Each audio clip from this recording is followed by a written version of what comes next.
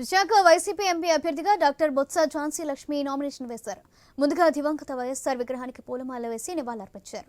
అనంతరం భారీ ర్యాలీగా వెళ్లి కలెక్టరేట్లో తన నామినేషన్ దాఖలు చేశారు. ఈ కార్యక్రమంలో ఉత్తరాంధ్ర జిల్లా రీజనల్ కోఆర్డినేటర్, రాజ్యసభ సభ్యుడు వైవి సుబ్బారెడ్డి, మంత్రులు బొత్స సత్యనారాయణ, గుడివాడ అమర్నాథ్, మేయర్ హరివెంకట కుమారి, మాజీ మంత్రి అవంతి శ్రీనివాస్ పాల్గొన్నారు.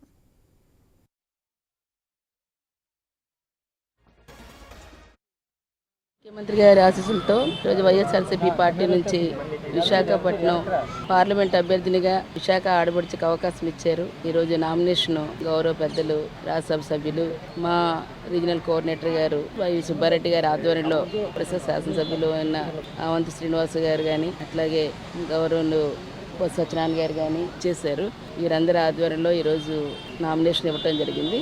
ఏదైతే ఈవేళ ప్రజలకు ఒకటే జగనన్న చెప్పినది, ఏదైతే ఒక మంచి జరిగిందని మీ కుటుంబాలు అనుకుంటే నాకు ఓటు ఇవ్వండి అని, జగనన్నకు ముఖ్యమంత్రిగా చేయడానికి ఈరోజు ఖచ్చితంగా ప్రమాణ స్వీకారం చేయడానికి వారందరూ కూడా అంతే ఆశీర్వాదం రేపు ఓటు రూపంలో ఇస్తారనేది వాస్తవం. ఈరోజు మా